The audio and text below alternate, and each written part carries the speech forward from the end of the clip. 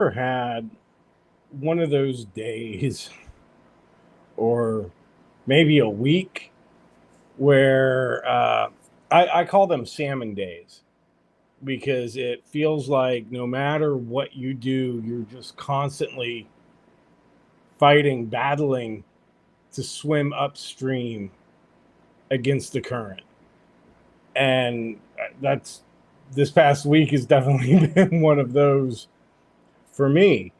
And something I get asked a lot is, well, how do you handle it? How do you stay calm and grounded in those situations where life is just coming at you constantly?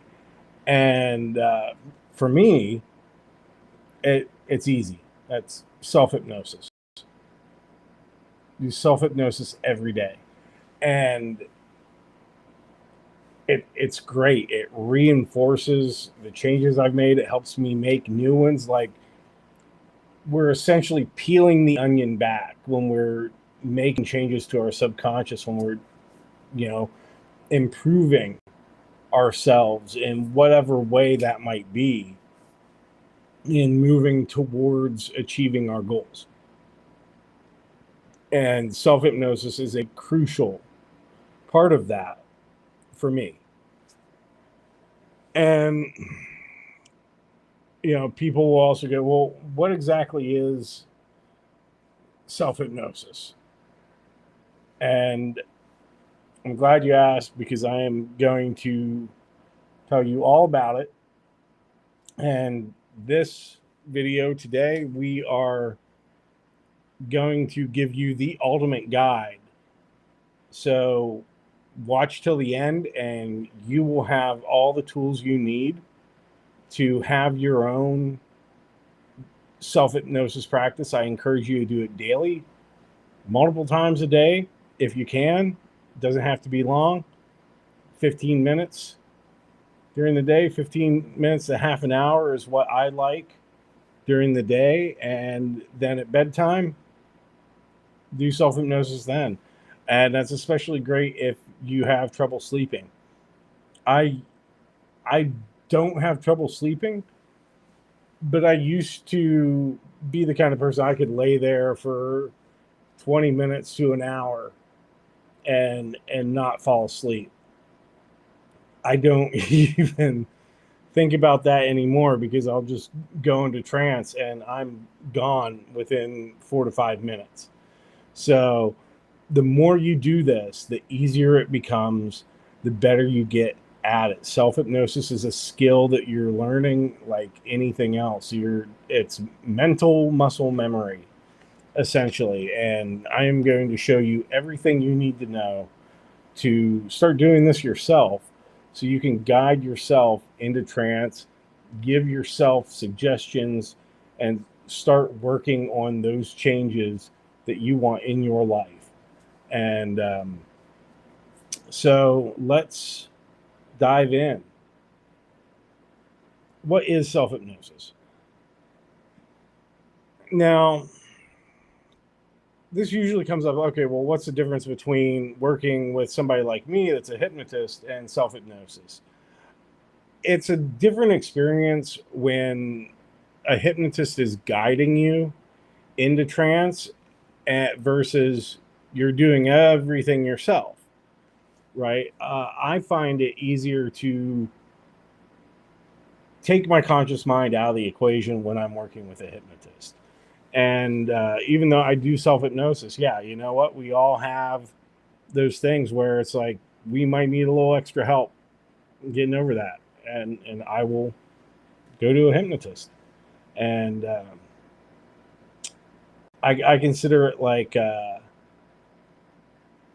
self-hypnosis is the daily maintenance, right? And going to a hypnotist, I'm pressure washing everything, really blasting through the gunk.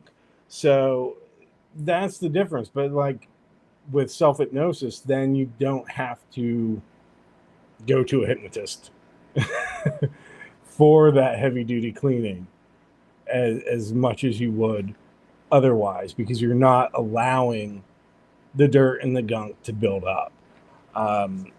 So that's the thing. It's if you meditate, it's a very similar thing. Meditation can lead you into a trance state. However, the idea of meditation is to simply quiet the mind. And that's great. But with hypnosis, so we're focusing on something specific that we want to change, and we're communicating with the subconscious to make that change. Just like all hypnosis, self-hypnosis is a state of heightened focus and suggestibility. So we are moving our conscious mind out of the way. We're bringing our subconscious to the forefront so we can communicate with it directly. It's a very powerful tool that we can use to connect with our subconscious mind. And the subconscious mind, of course, being the part that controls our habits, our emotions, our behaviors, how we're reactive to it. And like all hypnosis, you are in control the entire time. So you get to decide what you want to focus on, what your goals for the session are, how long you want to be in hypnosis for. And if anything needs your attention doing it, you can just instantly bring yourself out. You're never asleep in hypnosis. It can feel very dreamlike. And when I first started doing self-hypnosis, I was wondering, am I actually doing this or am I falling asleep? And then I realized, wait a minute, if I say I'm going to do this for 20 minutes, my eyes open up after 20 minutes. I'm emerging. If you're emerging, you're not asleep. There is a point, and you'll feel it, where it's like, okay, now I'm out of hypnosis. And there have been times for me where I'm like, I'm emerged, but I just kind of want to sit here a little longer and maybe take a nap, because I'm just relaxed.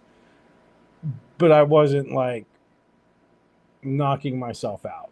If that's a concern, go ahead and set an alarm. I like to do that too, sometimes, just to be on the safe side, because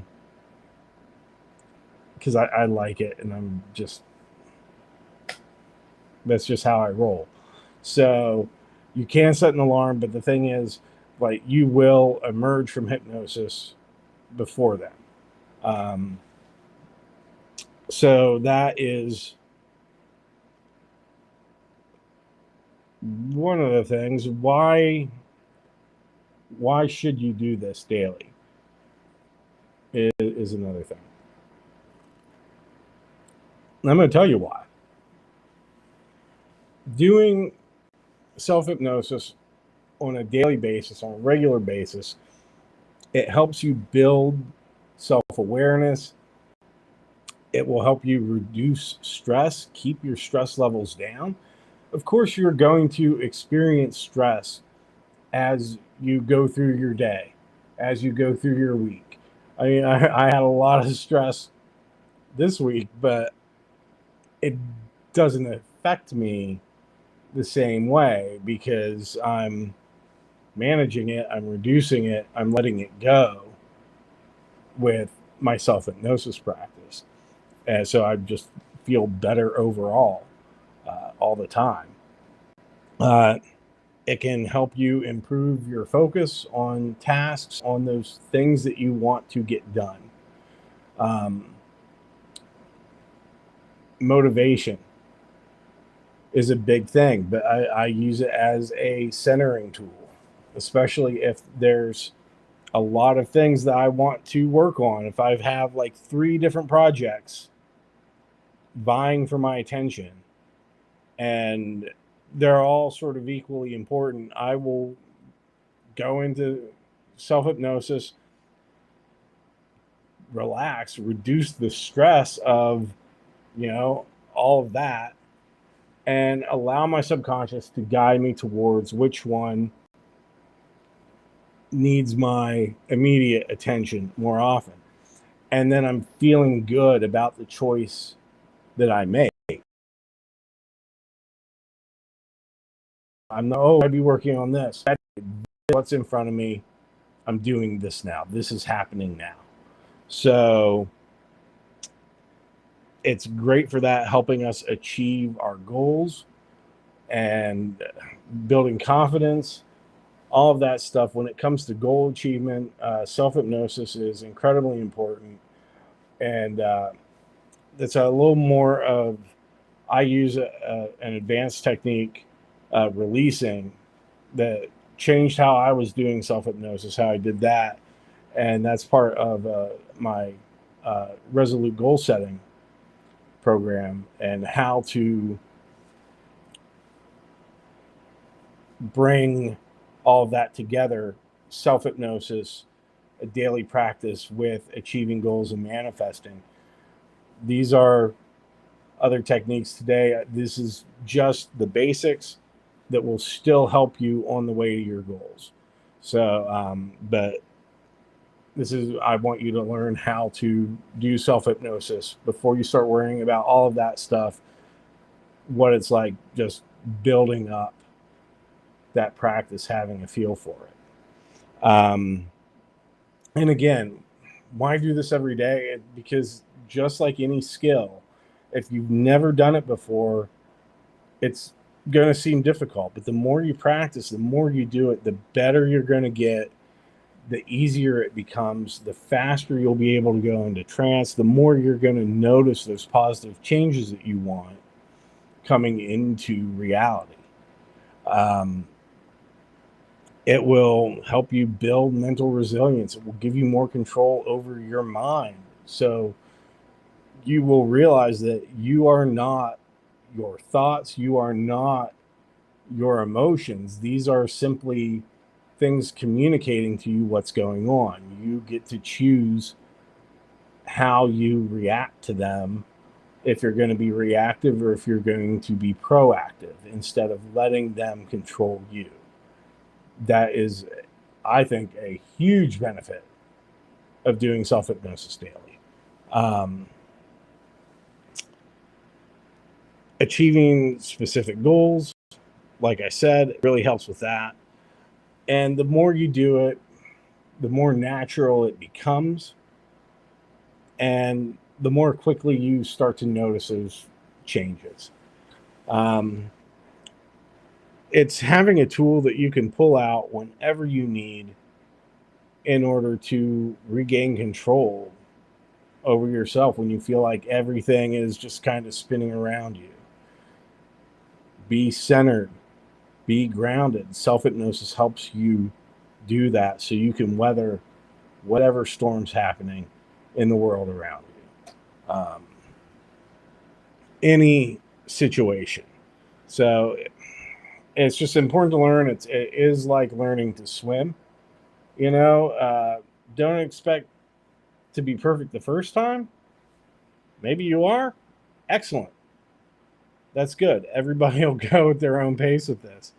But the more you do it, the more you practice, the more you're going to improve, the more you're going to see amazing results. But I always like to focus on those small incremental changes, going 1% at a time, 10% at a time. Like, if you want to get 100% better at something, you just have to get 10% better 10 times. and you're there. So that's how I like to approach self-hypnosis. When I first started doing it, like I said, I wasn't sure I was doing it right. Am I falling asleep or not? And then all of a sudden I noticed the changes happening. And also when I realized that I would emerge in the time that, I specified. But that was a real eye-opening thing. And I also noticed that I could get there a lot faster. And when I first started, we're going to dive into this a little bit once we get to the induction part. But when I started, I would do a simple progressive relaxation induction on myself. I would spend like 20 minutes doing that, right? If I'm doing self-hypnosis for half an hour, I'm spending most of that just bringing myself into trance, and which was kind of ridiculous. It works, but it is time consuming. But the more I did it, now I can get myself into a light trance in about a minute. And the only thing that really holds that up is if I am actually physically really uncomfortable and can't bring myself to focus on it. That's the only thing that throws me off. I can still get there, but it's going to take longer. So don't worry about that. Just follow the steps, practice, and you'll notice it. And it will happen. And, you know, with that, there's also like, managing expectations with it. When you go to a hypnotist, like if you come to me and we do an emotional detox, you can walk out of there and just go, oh my God, feeling this whole thing just change your life. That's the benefit of working with a hypnotist, of having somebody guide you through this so you can just start letting go of all of that shit that's been keeping you stuck, that you've been holding in. With self-hypnosis, because we're doing everything ourselves, we're not necessarily pushing our conscious mind out of the way as much as we could just let it wander off when we're working with a hypnotist. So you might not see like that sort of kind of boom after a session. There are times when you absolutely can. There's new stuff that I'm working on. We call it parallel synchronization hypnosis, where when I stumbled into this, it was like, wow, one of those kind of aha moments that I rarely have outside of like working with another hypnotist. But it's absolutely possible doing self-hypnosis. You can do amazing things, and when you emerge, you can feel absolutely fantastic. Like you can notice that change, like a huge change right away. But it's not something that I go in expecting or demanding from it. I just know that I'm making the change. I'm doing the work.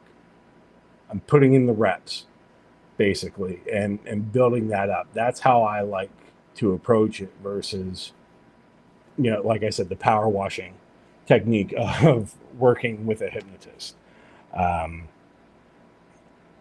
And if you're wondering if you can do this or not, I got good news for you. You can. You already have all the tools you need to do self-hypnosis and to be successful at it.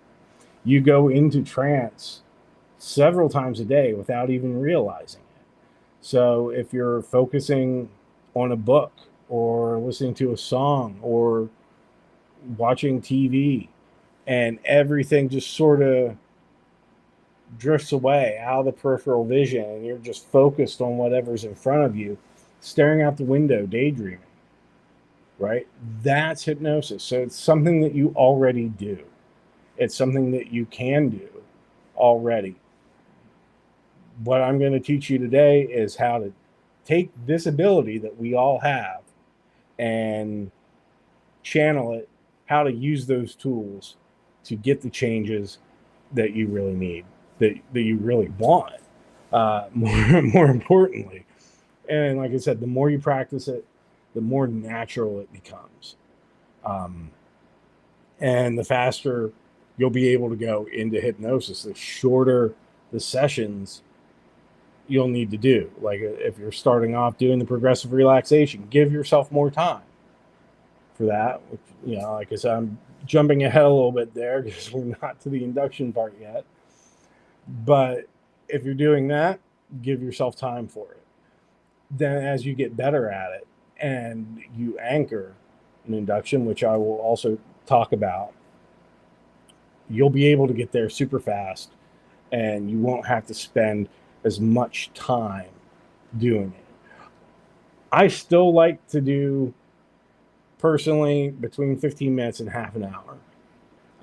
If I'm doing it during the day, like on my lunch break or whatever, take that time and do self-hypnosis. I don't need to do it that much, but I like it. So, and it's not hurting anything. The more I'm giving myself those suggestions, the more powerful they become. So there's absolutely nothing wrong with that.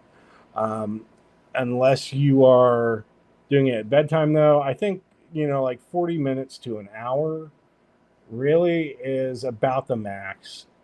After that, I feel like there's diminishing returns on it, and you might as well just, go to sleep and rest and get benefit that way, rather than trying to do like a marathon, like 3-hour self-hypnosis session. Just do between 15 minutes and an hour max, usually is what's going to be best. Like I said, after that, there's a diminishing returns. How long do you want to be sat there?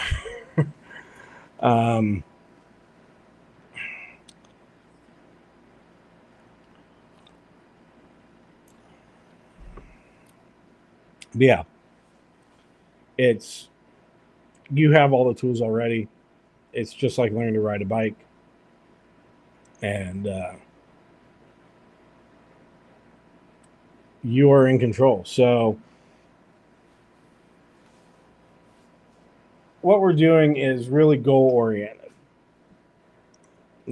When we go into hypnosis, we have something that specific we want to work on. And unlike meditation, where it might just be clearing the mind, allowing whatever to come in, which we also can do with self-hypnosis, the goal-oriented part, taking that focus and channeling it into something, I think is what makes it so powerful, because we are using specific suggestions to create the change and to build new patterns in our subconscious. We're not just sitting with our thoughts. We are actively guiding our subconscious to help us achieve something specific that we want. This is, I always say, with hypnosis, what we're doing is we consciously want something, but subconsciously we have a program that runs at a certain time. It's that voice that tells you I can't, or something, because this is reality to it. And the subconscious's goal is to keep us safe, survival, right? And if we start, it's figured out how to survive in what it believes is the optimal way, for better or worse. Its intentions are good, even if it's, harming us in some way by not doing the thing that we want or preventing us from doing the thing. And it's afraid of the unknown. So with hypnosis, we talk to it with what we consciously want. We're basically explaining it to it so it gets on board with the program. The conscious desire and the subconscious programming are then aligned. It's updating that map of reality to be like, oh yeah, this is good. I'm going to help you do this. And so we're actively guiding it to do something specific.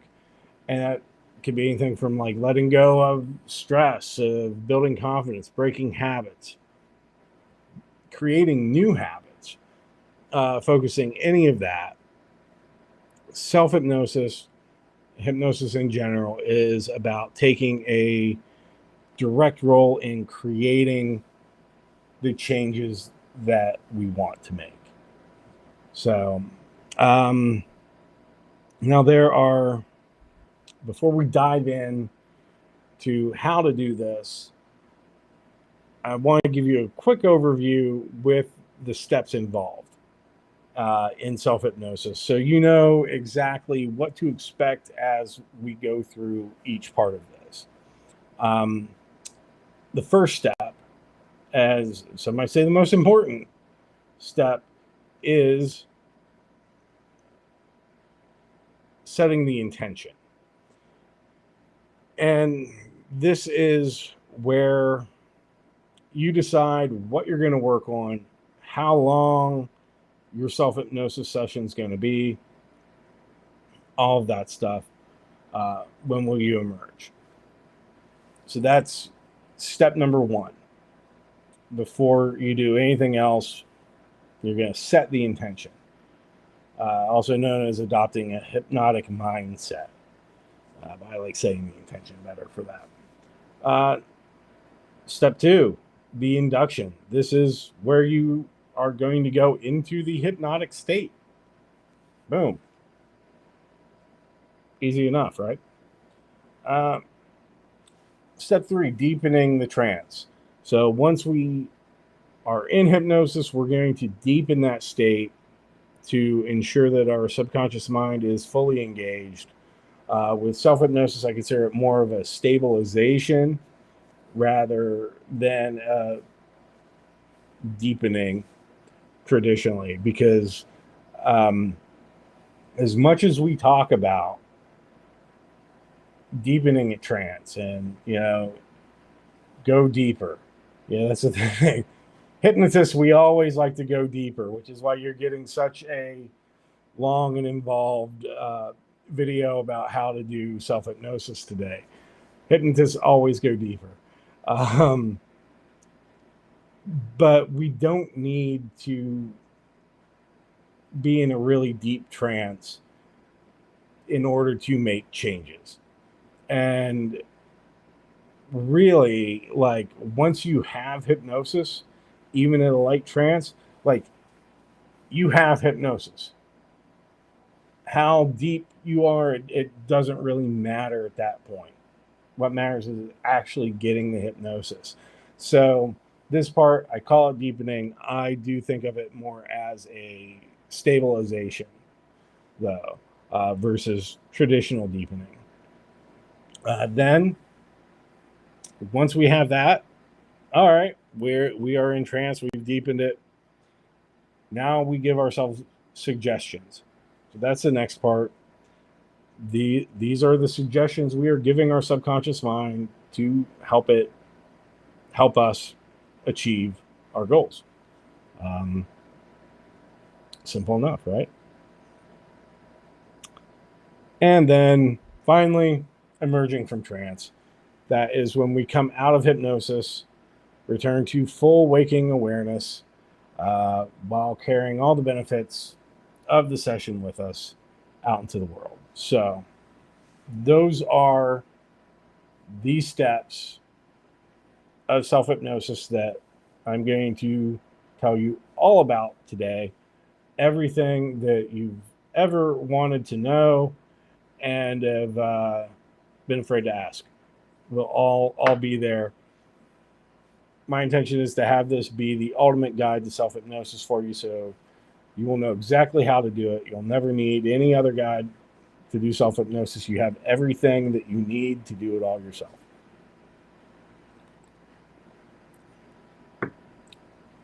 And without further ado, let's dive in to step one. The very first important thing, setting the intention. And what is an intention when it comes to self-hypnosis? What do I mean by setting an intention? And this is simply just a clear decision about what you want to work on and how long the session will last. Um,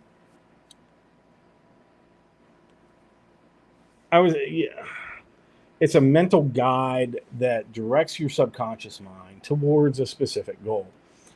In a way, it's a pre-suggestion. When I set my intention, when I'm choosing what I want to focus on, and whether you're choosing that, whether it's building confidence, reducing stress, or some other change, what I'll do is I'll sit or lie down.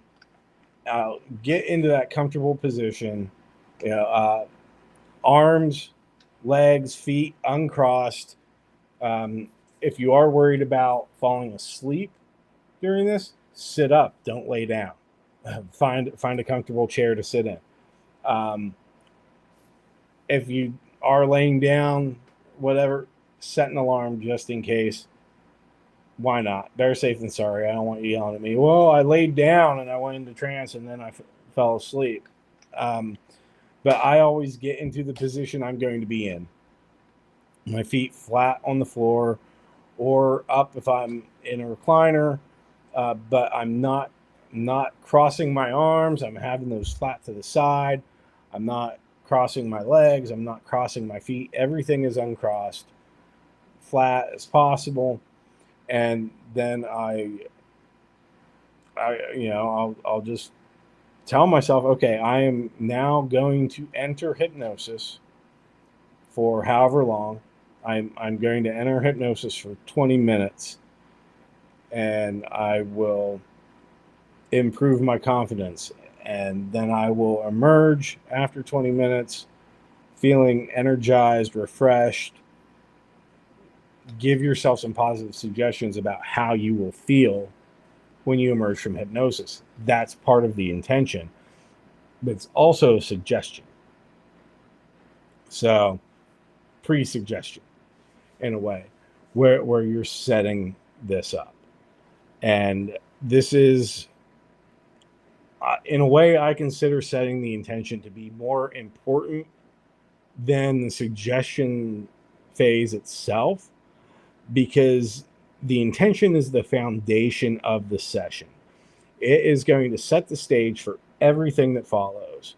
Without a clear intention of what you're there to do, your mind doesn't have a direction to focus on, which makes everything kind of less effective if you're just darting from one thing to another. So setting an intention, it's about giving yourself a target to work towards, to move after in that. It's important because, like I said, this provides the structure to the session and is a cue letting the subconscious mind know, hey, we're going to do this now, and we're going to do it for this long, and we're focusing on this thing. So think of it, we're drawing a map for the subconscious to follow before we move our conscious mind aside and let it go. We need it to know where it's going. So it's like here, so it can go, oh, okay, I'm going to follow, the walking directions on Google Maps now while we're waiting for it to get back. But we want to have that clear intention, so it's not an aimless, ineffective session. There's something that we're working towards, and we're directing it to a clear outcome of what we want to achieve. We're setting that signal, and it just makes everything. If it's more focused, it's more powerful. And that's, at the end of the day, that's what hypnosis is. It's focus and imagination.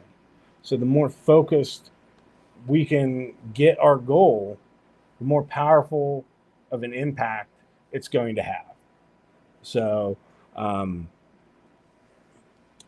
it's making sure that the changes that we want are going to be front and center during our time in hypnosis.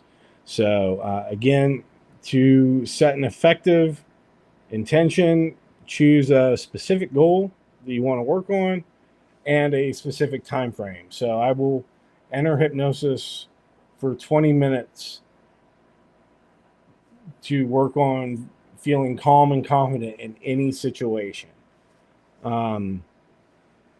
So for this to be effective, and like I said, we're going to get more into this when it comes to the suggestion phase.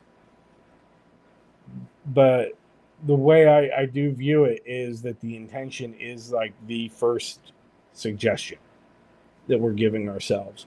So we want to be both very specific and very positive about it. So focused on something clear and achievable. So just like our suggestions will be. So instead of saying something like, okay, I don't want to feel stress, drop that. Like, avoid the negative, keep it in positive terms. So the intention would be, if you want to reduce stress, I am going to enter hypnosis for 20 minutes, and I will feel calm and in control during stressful situations. Where we're focusing on what we would rather have, what we want instead, as opposed to what we don't want.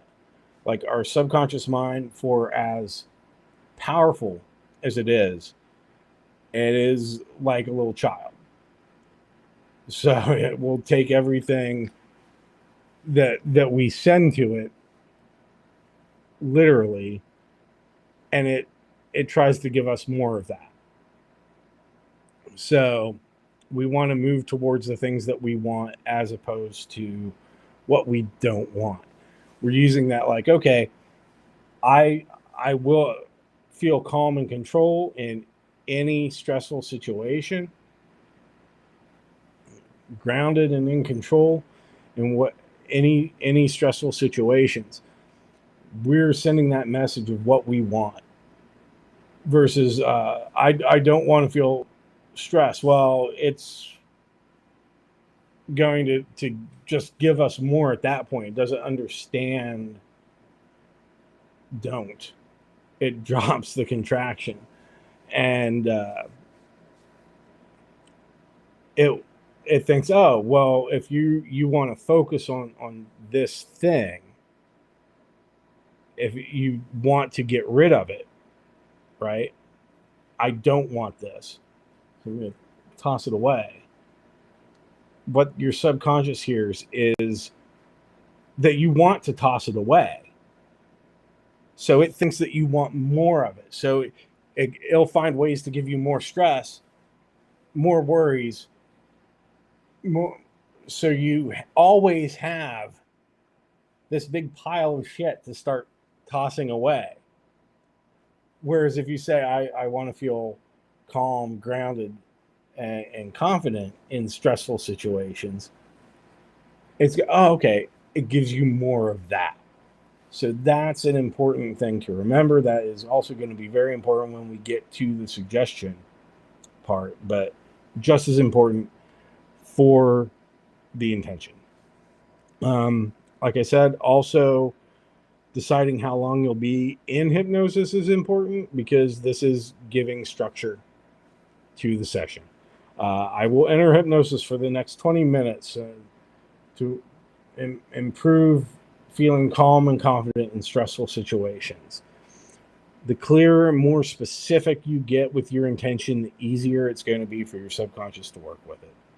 So that's the important thing with your intentions. Also,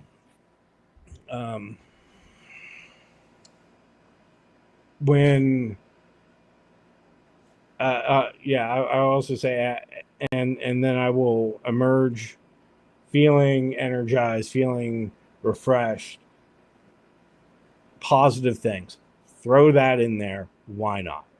Like, give yourself more of the good shit that you want. This is why you're doing it in the first place. Pile it on. It's all you can eat. just good stuff. So, the exception to that is if you're doing self-hypnosis at bedtime.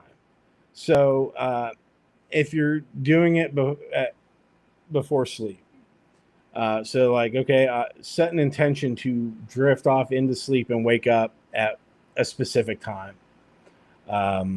feeling well rested and energized, ready to take on the day, all of that. That's what I like to add on to mine. So I am going to, so a bedtime suggestion or intention would be like, okay, I am now going to enter hypnosis and to work on feeling calm and confident and grounded in any situation I encounter. And then I will drift off to sleep and awake at whatever time / when my alarm goes off / X amount of hours, feeling refreshed, alert, energized, all that good stuff. So it's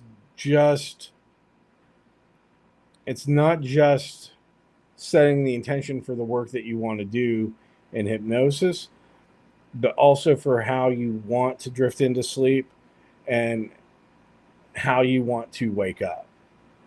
So that is the only real difference. Is you're not saying like, I'm going to emerge in 20 minutes. Instead of that, you're going to drift off to sleep and then wake up in 7 hours feeling refreshed, feeling terrific, all of that. Here's an example. I will enter hypnosis to work on feeling calm and confident, and then I will drift off into a deep, peaceful sleep, waking up in 7 hours, feeling well rested and energized. This way, you're telling your subconscious not just what you want to work on, but how and when you want to wake up as part of that intention. So it's a great way to end your day on a positive note. Ensure that your mind is continuing to work on your goals, processing all this while you sleep. Because you're setting it up beforehand, you're just letting it run. So that is setting the intention. That is the first step of self-hypnosis.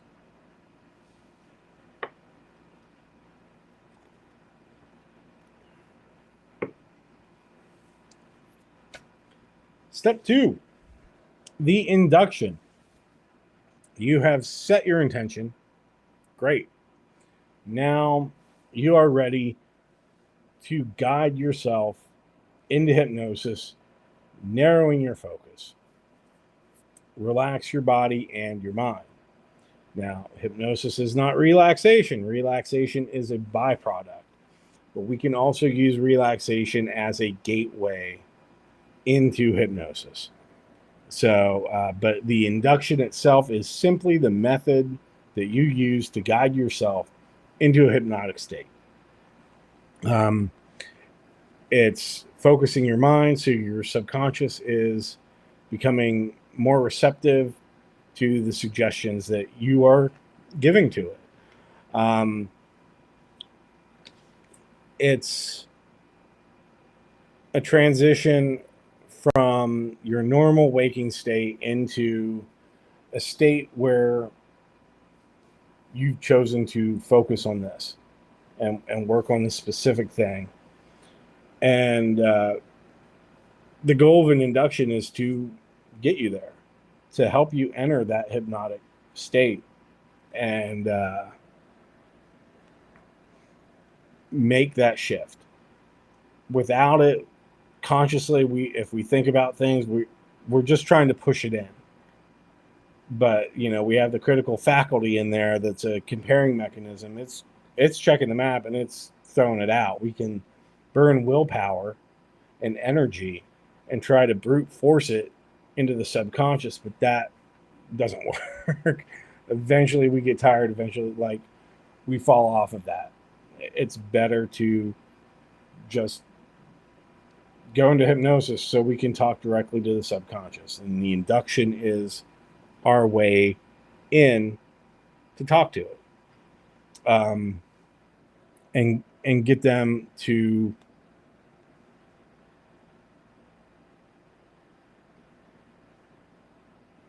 be effectively deep.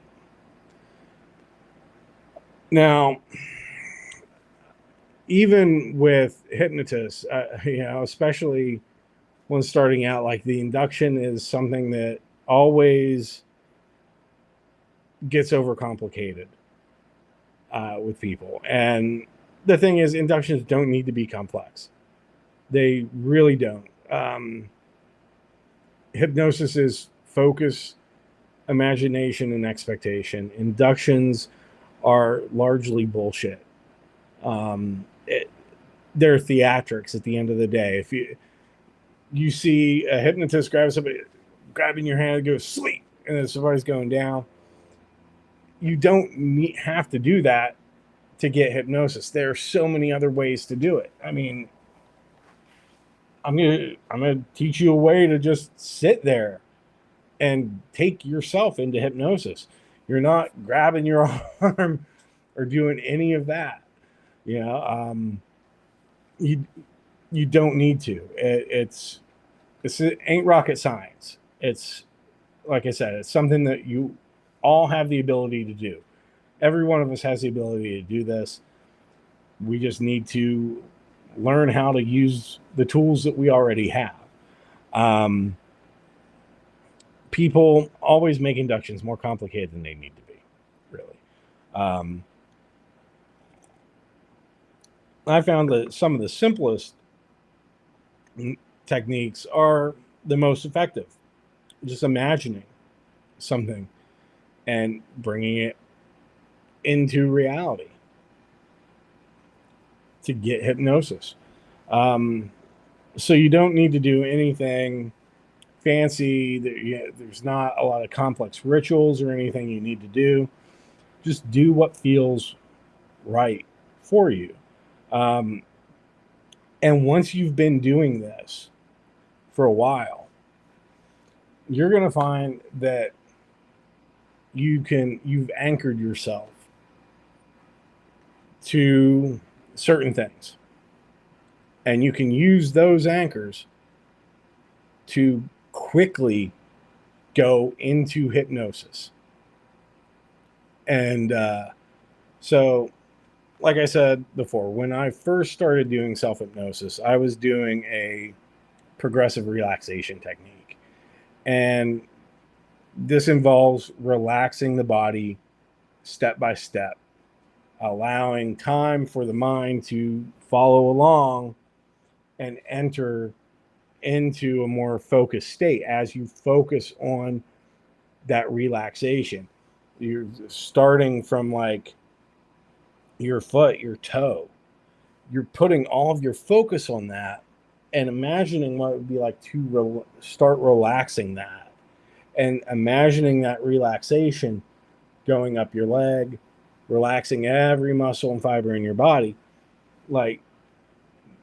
and then continuing on as you feel it begin to relax. That's progressive relaxation. You will always get hypnosis doing progressive relaxation.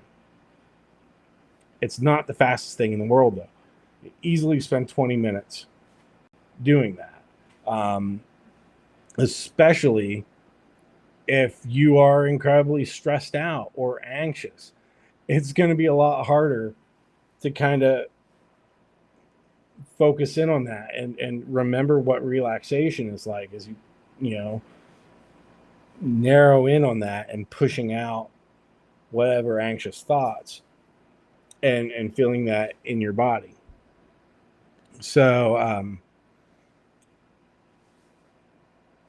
going to go through the progressive relaxation, but just before that, one of the first inductions I ever learned how to do as a hypnotist involved, like pushing down on the arms of the chair. So when I was doing progressive relaxation techniques on myself, I would just kind of replay this induction in my head. And that ended up speeding things up for me. And then I found that all I had to do was set my intention. And because over time, I'd become so used to doing this that I didn't have to go through the steps of the progressive relaxation. All I did was, okay, I am now going into hypnosis. I'd look up, I would take a deep breath in as I push down with my hands, and then I'd exhale. And as I exhaled, I would let my eyes go closed. And then I would just feel the relaxation go through. And I'm like, okay, that's my hypnosis going then. That became my anchor. So that was all I would have to do to get hypnosis, because the intention was to enter hypnosis, sending that signal. Because I'd done it so much. I'd been doing self-hypnosis, and then, now I know how to do this induction, and I know what that's like. All I have to do is do that. The subconscious is oh, hypnosis, got it. Bring in the hypnosis. Bring them into hypnosis. And then I would feel that, and my body would relax a lot faster, get that sensation, which can feel different from time to time. It feels different for me now when I enter hypnosis than when I first started doing it. I find that interesting. It doesn't mean anything. It just is. But the more you do this, you'll be able to do something like that. You'll find a way to basically make it faster. And especially if you're doing it in the same place, if you're doing the same thing each time. Like I think that pushing down, tensing up the muscles, and as well as looking up. So you're working all of these muscle groups too. And then relaxing, and then imagining going into hypnosis and feeling that hypnosis go all the way through you, from the top of your head all the way down the bottom of your feet. Just imagine what that would feel like. And think about that. You can picture, visualize, imagine, whatever works for you. Have a sense of that moving down through your body. Then you will go into hypnosis, and you will notice it happening faster and faster each time. With progressive relaxation techniques, if you're just starting out, and again, if you've never done it before, try this before you do anything else. If you've never done self-hypnosis before, if you already have some experience, you know what works for you, then you can do that. But a progressive relaxation technique, I always say, start by focusing on your feet. And as you're sitting there lying down, focusing on your feet and imagining feeling all the muscles in your feet relaxing. What would that feel like for all the muscles in your feet to just relax as much as possible with every breath? Every exhale, the muscles in your feet relax more and more. And then you can just imagine that spreading as moving your attention up to your calves, and imagine those with every breath, every exhale, that those muscles, the muscles in your calves and your legs, are just relaxing more and more. You're feeling them loosen and relax with every breath. And you just keep doing that until you feel each muscle group relaxing. And you imagine that, and you just continue moving up, going all the way up your body, continuing that same process, relaxing every muscle group up through your thighs, your abdomen, your chest, all the way up, shoulders and neck, and then like the muscles in your face. You can feel your jaw relaxing, like you'll go, letting any tension go as you go up, and just imagine from the very top of your head relaxing with every breath. That is all progressive relaxation induction is just focusing on the muscle group, relaxing them, and then moving to each one as you relax it. Now, I say, if you're doing a progressive relaxation induction on yourself, always start at the feet. And I've seen people do it with like the top of the head, and or like focus on the shoulders and the neck. I say do it from your feet. Why? This is important. So if you already know how to do inductions and you know how to take yourself into trance, I hope this is one thing that you find interesting, that you take away from this, is doing a progressive relaxation induction. Start at the feet. Why is that? Because think about where we carry most of our stress, most of our tension. It's in our shoulders, it's in our neck, it's in our head. This is why if we're having trouble relaxing, so I'm up in my head, I need to get out of my own head. It's up here, and you can literally feel it. We feel a lot of stress, a lot of tension in our neck, in our shoulders, in our back. Because of that, especially if you don't have much experience doing self-hypnosis yourself, or any hypnosis for that matter, even if a hypnotist was taking the time to do a progressive relaxation on you, start with the feet, because that's going to be the easiest to relax, because that's going to be where there's just the least amount of stress, of tension anyway. So it's a lot easier to relax starting from the feet and moving up. And because you're going slow with that progressive relaxation and feeling that, by the time you get up to your shoulders where there's a lot of that stress, you have a ton of experience relaxing your muscle groups, melting away that stress, that tension. You know what it feels like when your muscles relax and your hypnosis begins to come up all the way through it. So then by the time you get to these more challenging places, you've been doing that the entire rest of your body already. So it becomes a lot easier to relax away the stress in your neck, in your shoulders, all up at the top when you do that.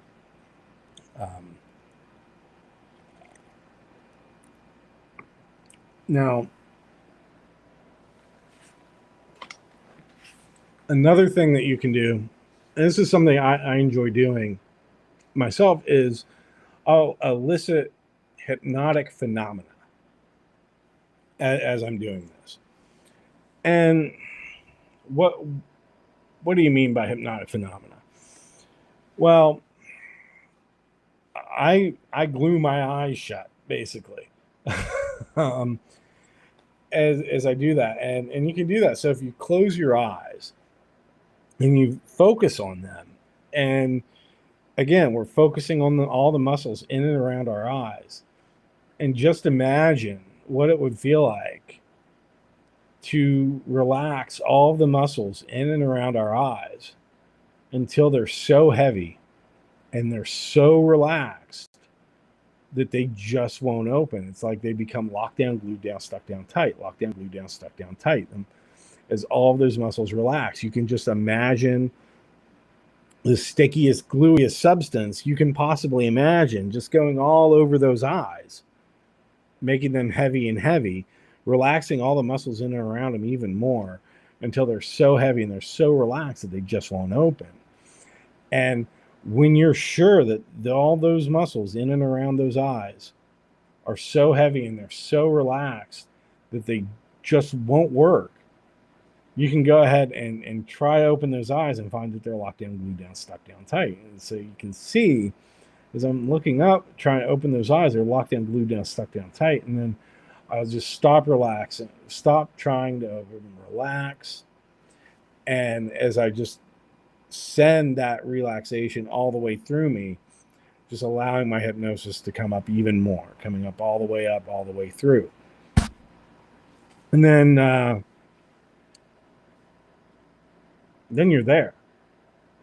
So once you That's called eye catalepsy. Once you've achieved that, you've elicited that hypnotic phenomena. I mean, you're already in a hypnotic state. You have hypnosis at that point.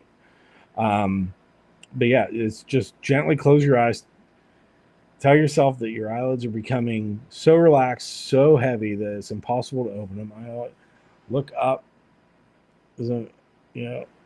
try to open them and find that they're stuck. But you focus on that feeling of heaviness, focus on what it would feel like for all those muscles to relax, imagining that, which causes them to relax. So when you try to open your eyes, you notice how they stay closed. And that is eye catalepsy. It's a natural hypnotic phenomena. Shows that your subconscious is engaged with us, and you have hypnosis at that point, essentially. Like I said, when I press down with my arms, I don't do so much anymore, but I used to also imagine that like my arm was so heavy so that it was stuck and I just couldn't lift it off of the seat. That's something else you can do. The same way you would do eye catalepsy, you can do arm catalepsy as well. And once you've reached that point, you've got hypnosis. You're ready for the next step. And again, the more you do this, like I said, you can anchor that. So all you really have to do is, okay, when I have eye catalepsy, when my eyes are locked, I'm going into hypnosis, and you just imagine achieving that. Oh, I've got hypnosis because my eyes won't open, and I just imagine all that hypnosis just going all the way through my body and taking me deeper and deeper. That's an anchor right there. So you can do that over time, and it'll get stronger and stronger. It'll get easier and easier the more and more that you do it. So that'll be an anchor. Essentially, is a specific physical action or gesture that is sending a signal, a message to your subconscious mind that, hey, we're going to do hypnosis now. And it's not like you don't have to worry about like doing something like that and then accidentally setting it off and going to hypnosis. They don't work that way. It's the intention behind it. So when you set the intention to go into hypnosis, then you do the anchor as your induction, essentially, and that's okay. It is appropriate for me to go into hypnosis now and do that. So that is the induction phase of self-hypnosis.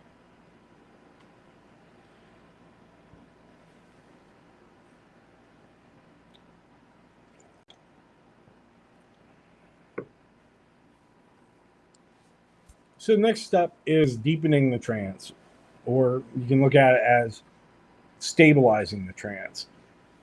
We know we have hypnosis.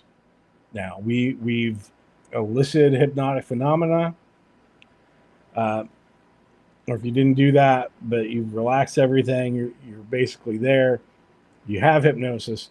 You want to deepen the trance, stabilize it so you don't just like pop out unnecessarily. I mean, like if an alarm goes off or something, there's a murder that requires your attention, you can always come out of hypnosis. You're never stuck in it, obviously. But we want to deepen, stabilize the hypnotic state, and this will just make it easier for us to deliver the suggestions to ourselves.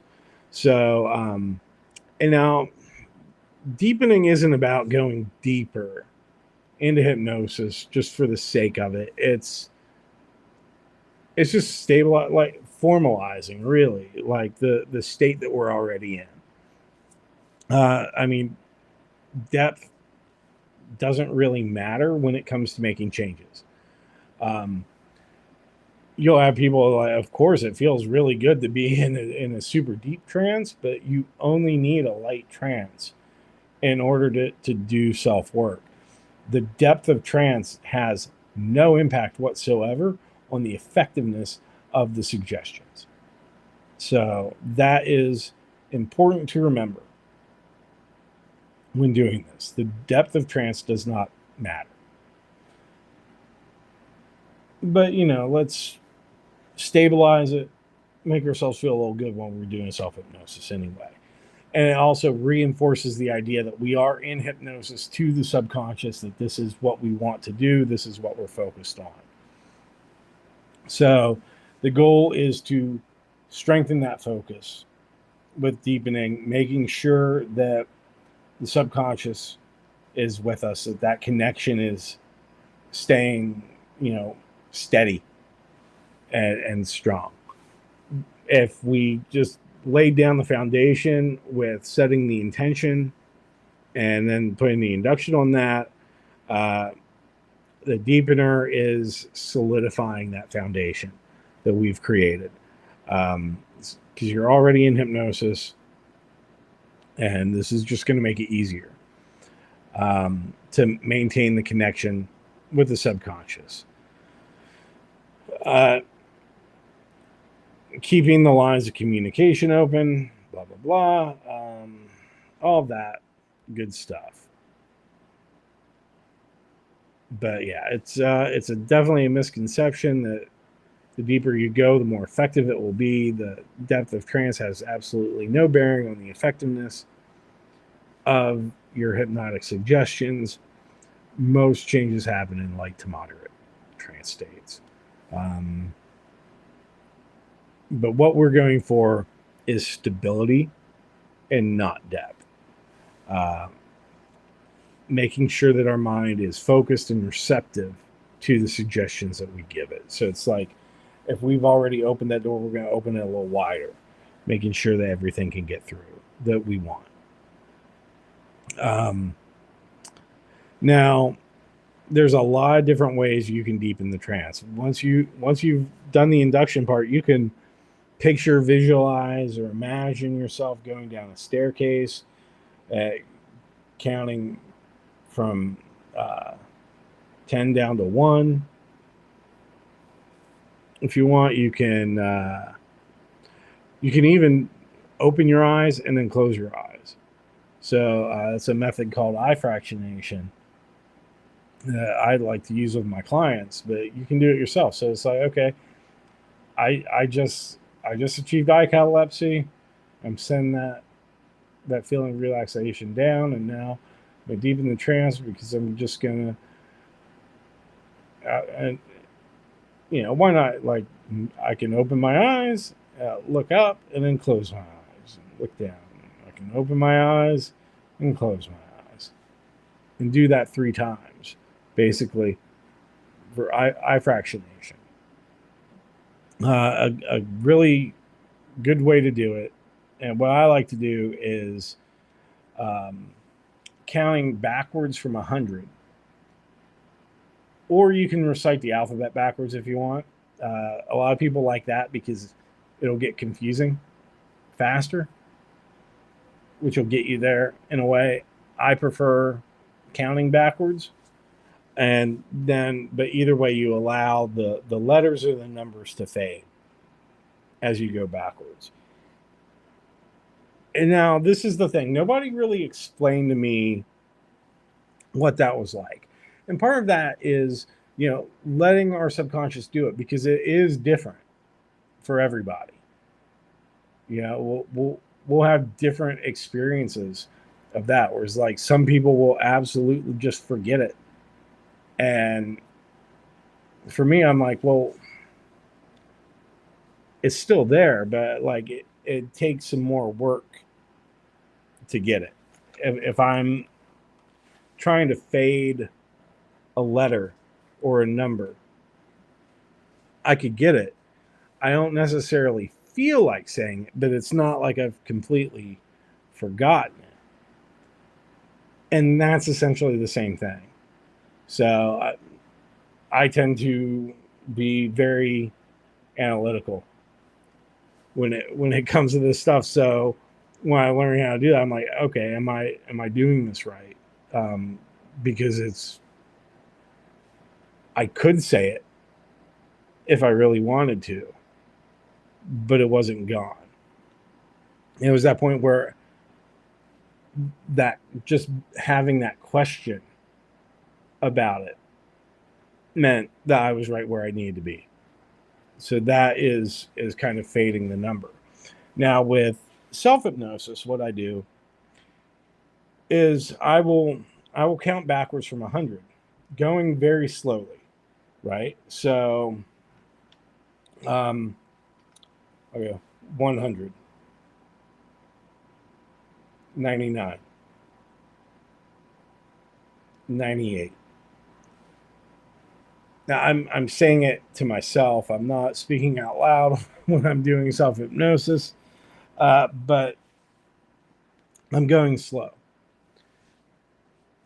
And as I'm doing this, I'm giving myself plenty of space in between the numbers. So it's almost, like a one Mississippi, and in between each number. But I'm going slow. As I count backwards, and in that space where there might be nothing, like at first, if I go from 100, 99, it's just the gap. But as I go deeper and I go count those numbers down more, a thought may come pass right through. Like, what's that? Like, what do I want to have for lunch tomorrow? What was the name of that kid from Peanuts who always wore that feather boa? Yeah, stupid things, just thoughts will come through your head. As soon as that happens in between the numbers, you're good. Like you're right where you need to be with deepening the trance, and you can just continue. If for some reason you count all the way down from 100 to 0 or whatever, just and that doesn't happen, start over again and go slower with each one and wait until it happens. That's happened to me before. But typically I'm surprised if I go past 80. Usually by like 94, I've got it. Only rarely do I go past that before it starts, so where it's surprising if that happens. If you're doing the alphabet backwards, same thing. You're just going backwards in order, slow. Wait for the thought to come in between the letters, and then just let it go. You also imagine the letters being erased with each one. So Z, and then imagine it just going off. Y, X. And you'll find yourself kind of questioning, like, well, wait, what letter was I on? What's coming next? When you have that, you're there. You can do the same thing with the numbers too. Imagine like erasing them. Thinking, wait, what number am I on? You've got it at that point. Once you're there, like I said, there really isn't a right or wrong way to do it. And it's just kind of experimenting, finding what works best for you, and keeping you focused and ready for suggestions to come, so you know where you are in your trance, in your hypnosis, because this is yours. So if you're a more visual person, like I said, you might want like the staircase and that sort of representation of walking deeper into trance, that sort of thing, or wiping away letters or numbers. I'm not that visual of a person, I imagine it. So for me, it's easier to just let the thoughts come in. Or if I'm like seeing like colors, once I get distracted by that, I know I'm right where I need to be. So that's all you have to do for deepening the trance. And don't worry, like you'll catch it before too long. There have been times where I'm like, oh wait, I'm like I've been doing that for a while. I forgot to move on to the next thing. That's fine. Doesn't affect anything. You're just taking yourself a little deeper. It's a good thing. So just then we move on to the next part, and that is creating the suggestion. So what is a hypnotic suggestion? Simply put, it's a clear, positive statement that directs the subconscious mind towards the desired change. Simple, right? It could be kind of like an affirmation of things, but I wouldn't use an affirmation. I'll get into this, but we want to have that idea of what we want, and then create that clear, positive statement to direct the subconscious mind. Point it in that direction, let it go. This is where we are planting the seeds of change right now in the suggestion phase. And again, we already started that with setting the intention. So once that was a pre-suggestion, so to speak, but that was the signal of subconscious mind. Hey, this is what we're doing. And then now it's oh, okay. We're here. We're working on this. It's expecting all these suggestions to go towards this, and everything's going to compound on top of that initial intention suggestion. So the intention is going to, whatever you set for your intention is going to become more powerful with each suggestion. Suggestions compound. So like each one that comes after, even if it's the same one being set over and over again, it makes that first time more powerful. So it's going to keep building on it. But we do want to have clear, effective suggestions, because it's what's going to shape the outcome. If it's too vague or like poorly structured, we might go in a direction that we weren't expecting, or the subconscious won't know how to follow it and just kind of toss it aside. But if our suggestion is specific and focused, subconscious mind is going to know exactly what to do to get us what we want. It's giving clear instructions to the mind, and like any instructions, simple is best. Keep it simple. Without clarity, it's like if you tell something like, just get better, get good, right? It's not going to know what to do with that. Get good at what? Like, if you want motivation, and you're telling just like, be motivated, do things, but you're not really painting that picture of what it looks like to be motivated and to be doing stuff, the subconscious will just go, okay, and it'll find a way. It'll keep you busy doing nothing, you know?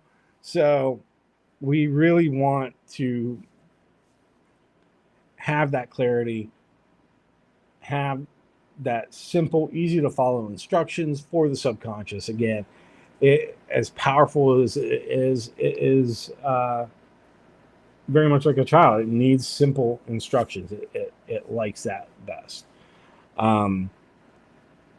So if the suggestion is, I choose to feel calm and in control during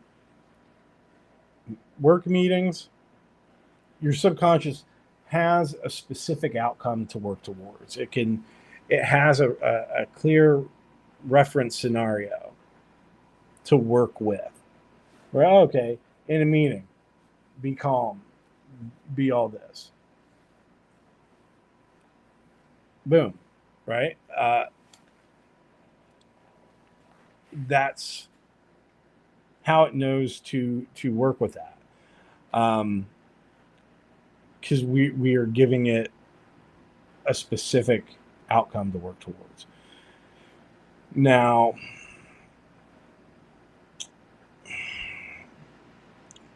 we want to be careful with the language that we use in these suggestions. Like I was saying with setting the intention, the suggestions are very similar. How we do that, we want them to be in present tense, and we want to have a positive frame to it, and we want them to be specific. Avoiding vague and negative statements, because it's just going to be too much. The subconscious won't know what to do with it, or it'll give us more of what we don't want instead. So I like to use words instead of, and this goes into like things I've talked about with setting our goals and achieving our goals. I talk about this in my resolute goal setting workshop, where we do a lot more work with this kind of thing, and in order to manifest and achieve our goals. But when we look at the emotional scale, and again, this goes from apathy, grief, fear, lust, anger, pride, and then courage, acceptance, love, and peace. And we want to set that baseline at courage and higher. We want our language to reflect the higher end of that emotional scale from where we're at. But we do want it to feel good in our body. This is why I don't like affirmations necessarily. I do and I don't, right? They can be great, very powerful, but only if we believe them, if we feel good about them. If we don't, and we're just feel like if we say over and over again, a lie told 1,000 times becomes the truth, it doesn't feel good to us, and the affirmations will have the opposite effect. We don't want to bring that sort of bullshit into our hypnotic suggestions. And so we want to use present tense positive framing. We want it to be something that we feel good about. And when I say feel good about that, like if you want to say I am calm and confident in stressful situations, and if you say that out loud to yourself or whatever, you might know is like, how does that feel in your body? Do you believe it in your body? Is it believable to you? How clear of a picture can you make of yourself being calm and confident in any situation? And it might not be the right word for you to use at first. You might want to do something like, especially if you are really working on like building your confidence or letting go of stress, bringing in the element of choice. So that's why I like to say, like, I choose this, especially if it's something I haven't accomplished yet. I'm choosing it. And that's taking it from, if we start with wanting, I want to achieve this goal, right?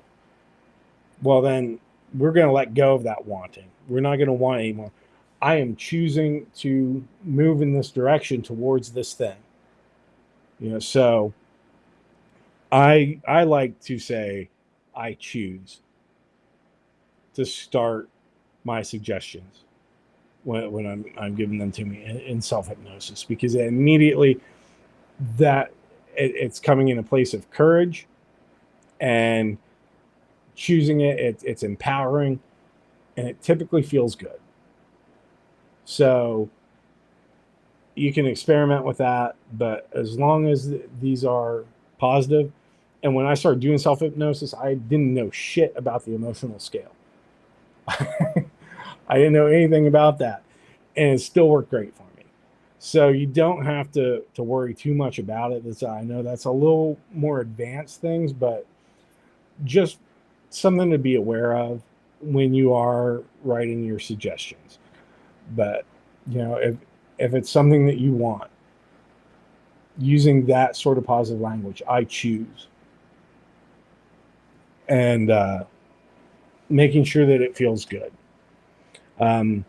Present tense, I like, because the subconscious mind, it takes everything literally, right? It doesn't distinguish between what's real and what's imaginary. And this is something that we use to our advantage with these suggestions, with making these internal changes to improve ourselves. We have we're guiding it.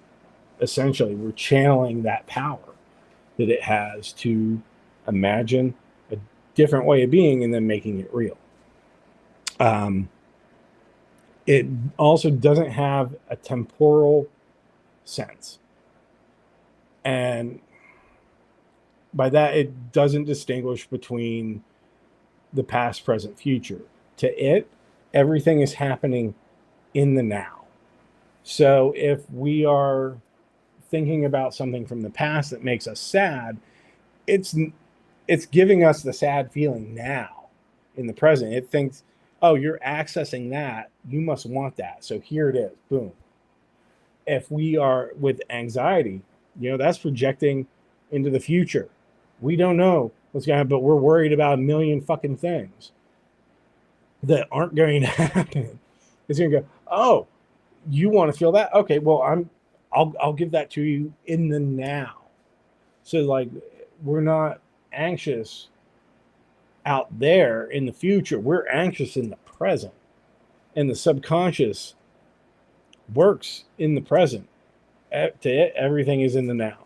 So if we want our hypnosis to work best, our self-hypnosis, our subconscious is going to do it better when it believes the change is happening right now, not tomorrow. Like, if you wait till tomorrow, well, then there's tomorrow. And it's just going to keep kicking the can down the road. You're not going to do that. Be specific, like dates. No, like, okay, on Monday, this date, year, October 28th, 2024, I am going to XYZ. I choose to XYZ. Then it will, okay, it's priming you for that specific thing, versus tomorrow, very vague. Again, like, tomorrow from when? Yesterday. Today was tomorrow yesterday. So instead of saying like, I will be calm, well, that's, again, off in the future. When will you be calm? It could be any time. But if you say, I choose to feel calm and in control, and again, with those specifics to anchor into the present, that's making it feel immediate and real to the subconscious, which makes your suggestion more effective. Again, make it positive. The subconscious does not process negatives very well. So if you say, I don't want to feel stressed, your subconscious will focus on the word stressed. And I always think it takes it as a challenge, like, oh yeah, well, we'll see about that, and then gives you more. But really, what it's doing is, if you say, I don't want to feel stressed, it's processing that as like, okay, there's stress and you want to feel that relief of stress. So you need more stress in order to make that happen, because you can't not feel stress without having the stress to let go of. Weird logic, but it works. Like I said, it takes things very literally in that. But if we focus on what we do want and in the positive, like instead of that, I choose to feel calm and focused, then it's, oh, okay.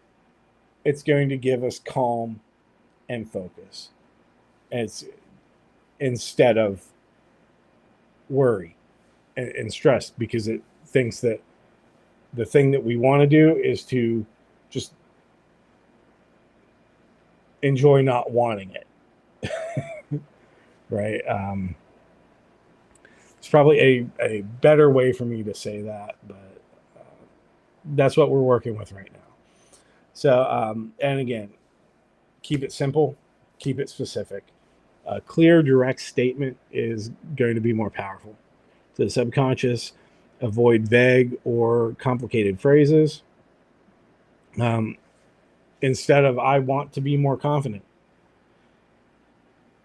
Focus, all right, break that down. Like, well, in what situation do you want to be more confident? Blah, blah, blah. And then your suggestion could be, I speak clearly and confidently in all situations.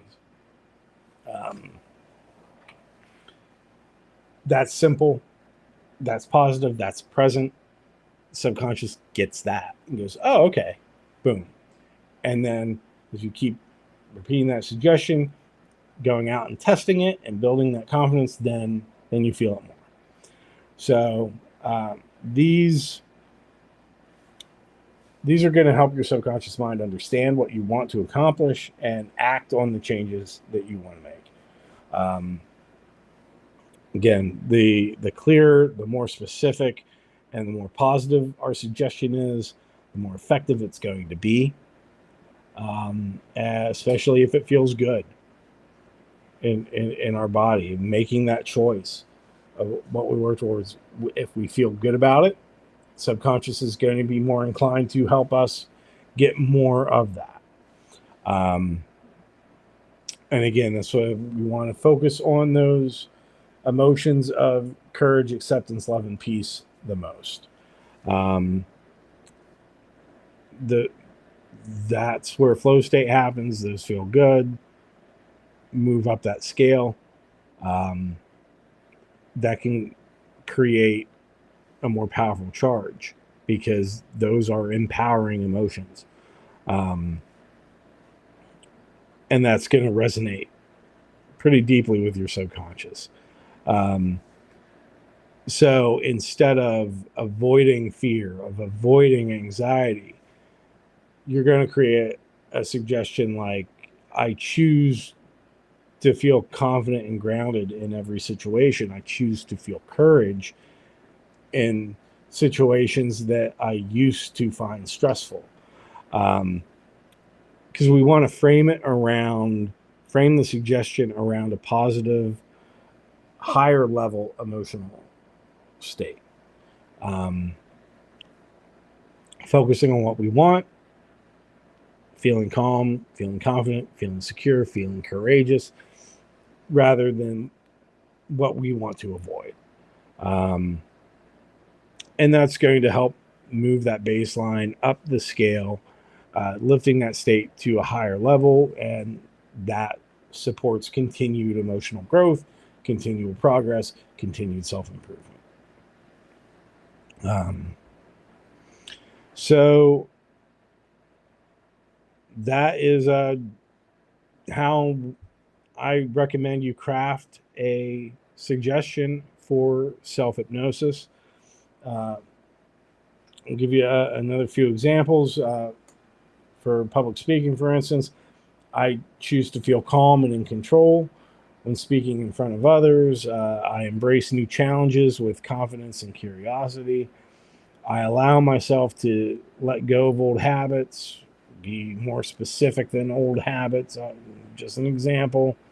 Um, but like if there was a habit of that old blank habit, or that old habit of, and welcome positive change. Again, what is that positive change? Easily. But those, give your subconscious a clear message of what to do. Easy to follow instructions. And it'll take the ball and run. So that's that. And feeling good about it without that doubt in there. If it's something that we don't believe, it's going to have that. So making sure that it feels good. You can try writing them down beforehand, reading over them and going, okay, yeah, this feels good, and work on that. Again, that's something I dive deeper into in other courses, like resolute goal setting and whatnot. But bringing that in, and repeat that a few times. Each time you do it, like I said, it compounds. And don't worry if your conscious mind starts wandering off and doing something. Like, you've set the intention, you've delivered the suggestion, and you have that to keep delivering it. Keep going. The subconscious is going to go. It may generate images that have seemingly nothing to do with your suggestion. That's fine. There's no right or wrong way in that. It's just kind of how things go. It varies from person to person. I've had crazy images pop up, and in the middle of giving suggestions, and I just kind of let it go. Just let it drift away, like you do when I'm forgetting the numbers. So that's that. And then when it is time to emerge, you will feel yourself just kind of naturally come out of it. And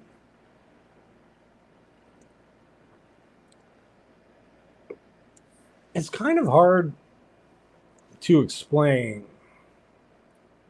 what that's like until you've experienced it.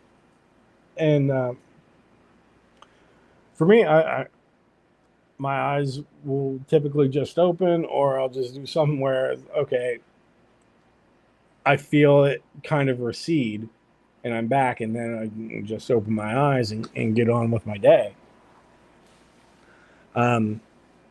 It may be different for you, and that's okay. If you fall asleep, when you wake up, you've emerged from trance. So like, if you're doing this and there's something important, set an alarm just in case, especially at first when you get used to it. Until you get used to it, if you're doing it at night, you don't need to worry about it. Still, I mean, set your morning alarm if you have one, whatever that's like. But all you have to do is just kind of be done. You'll feel it, and then you'll come back and open your eyes. You may actually feel it before you're done. Hypnosis isn't a steady line. It is like waves. So there are times where it's like I'm like, I know I was really deep, but then it's like I'm in a really light trance, and then I'll go back deep again. And then typically once that time is up, that 15 minutes, 20 minutes, whatever, and I'm emerging, I'm feeling that coming up until I'm like out of the deep part, and then coming back up. into the light trance, but then it's just keep going, and then it's gone. And I just know what that feels like now. And you'll know what it feels like too. Just practice, keep doing this. Make it an everyday thing. And if something needs your attention, like, okay, you're taking 15 minutes, the dog starts going crazy, you really need to get up and see what's going on, fire alarm's going off, something like that, but something that requires your attention immediately, don't just open your eyes and jump up and do it. You can do that, nothing wrong with that, but you could experience a hypnotic hangover, which could be like a little sort of headachy. You're jerking yourself out of an altered state back to full awakening consciousness. And have you ever been asleep and you're in a room and it's dark and then somebody comes in and just flips the lights on and it's just super bright, or like curtains open, like the sun hits you, you're like, oh, and you can get kind of headachy after that. That's what it's like if you just pop your eyes open. Don't give yourself a chance to emerge from hypnosis. It's not pleasant, not harmful, but it's uncomfortable. All you have to do to avoid that is something that is count from 1 to 5. And like, just real quick, again, like, I'm going to count from 1 to 5 and emerge from hypnosis. 1, 2, 3, 4, 5. Eyes open. and then you can hop up, go see what the dog's barking at, go, turn the fire alarm off, all of that. Emerging is just helping you transition back to full awakening consciousness, the same way the induction and deepening process is helping you transition into a hypnotic state. So we're just going back the other way. The intention is I will open my eyes feeling refreshed. Well, that's your emergence. There isn't, like, you don't have to count to emerge from hypnosis. It's a signal. It's a cue that's telling your subconscious, we're transitioning to this now. If I'm ever doing self-hypnosis and I'm disturbed by something, or like I said, in that situation where something needs my attention, that's when I count from 1 to 5. 1, 2, 3, 4, 5. Eyes open, wide awake. And then I do it. But like, I'm doing it in my head. I'm going really fast, but I'm still counting because I just need that subconscious to get the signal. Hey, we're switching states now, so we don't get that blast of light, waking up when we're sound asleep, sort of thing, like creating a headache for me. And that's happened to me. Just annoying, right? So we can do that. Just count from 1 to 5 instead of bolting up. But it doesn't have to be that. You can say, like, okay, in a moment, I'm going to open my eyes and emerge from hypnosis feeling absolutely incredible, whatever that is. And you can just open your eyes. I will do that with clients all the time. I'm not counting them up, but I'm emerging them. And their eyes will open once that transition has been completed. So there are different ways to do it. Find what's best for you. I like to do the count up when I have to suddenly emerge from hypnosis. But otherwise, I'm just trusting my subconscious. It's going to open my eyes and bring me back to full awakening consciousness, feeling refreshed and amazing whenever I'm done. So that's me. And you can find out what works for you the more you do this. So once you've done that, you're done. Congratulations. You just did self-hypnosis. How good do you feel? So that's all. I hope this has been helpful. This should be the only guide you need on how to do self-hypnosis yourself. Follow these steps, take you through. It's not hard. Don't be afraid to experiment with it. Write things down if you want to see what feels best. Just go with it. And, you know, do this every day. I can't stress that enough, because if we want to put something in our subconscious, if we want to change something, the two things that do that the best, that do the best job of directing our subconscious, of putting an idea in there, are emotion and repetition. So if it's something that we feel good about, a suggestion that we want, that when we think about, we feel really good, giving it that and doing that over and over again, we're going to start building on that really fast, because the subconscious, oh yeah, this is good for us. Let's get some more of that. And it's going to enjoy it. If it doesn't feel good in the body, you're going to have a lot harder time wanting to do it. If you've ever put off doing something that you find unpleasant, that you don't really want to do, you know what I'm talking about. So that's why the language stuff is important. That is why we want to feel good about the stuff that we're doing. But yeah, if we do that every day and you feel good about it, imagine how fast you can see things change. Like, you just wake up one day and everything is different. It's really amazing, you know, and continuing to do that. And that's not to say that, you know, we won't, every day isn't going to be sunshine, lollipops, and rainbows. That's a fact of life. But doing hypnosis, like those days when it's just kind of shit, can be a lot easier for us to weather when that happens. It doesn't have to ruin our day just because, you know, it's not the best day ever.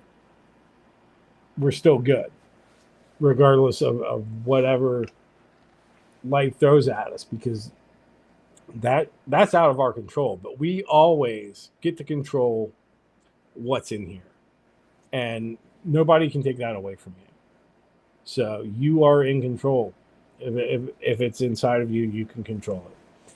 And if you would like to know more about self-hypnosis, if you want to know more about how a hypnotist can help you reach your goals, help you overcome those hurdles, go to EBHypno.com and check out my site, schedule a call with me, and let's see if we're a good fit to work together and how I can help. There will also be more information about upcoming courses if you want to dive more into self-hypnosis. If you want to been practicing this a while and you want to learn some more advanced techniques like releasing or parallel synchronization hypnosis, then all that information is going to be on my website, EBHypno.com. There will also be links in the description of this video, but I highly recommend carving out 15 minutes a day. Do self-hypnosis and then do it when you go to bed. And you will be amazed at how fast everything can change for you. So, hope this has been helpful. Don't forget to like and subscribe. And until next time, I'm Evan Baumgartner from LA Bay Hypnosis in Seattle, Washington, EBHypno.